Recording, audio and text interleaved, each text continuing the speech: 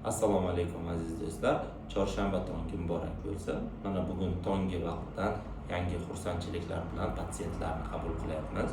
Xo'p, Abduraimov Mirziyoyev qabulimizga kelganlar mana 1361 allergologik holatlari bo'lgan ekan. Mana biz tekshirganimizda qayta ko'rikka kelganlarida 101, ya'ni allergik jarayonlari normal holatga tushyapti.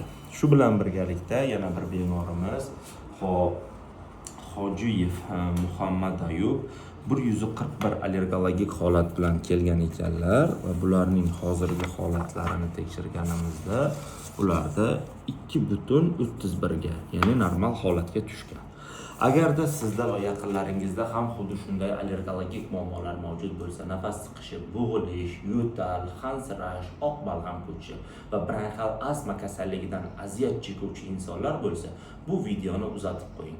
Bizga bemalol murojaat qilishlari mumkin. Biz Toshkent shahri Chilonzor tumani 7-mavze Lutfiy ko'chasi 55A uy Aram klinikasida allergolog Muxtorov jamoasi allergologik muammolar bilan kurashamiz va sizga yengillikni va'da beramiz. Sog' bo'ling, salomat bo'ling.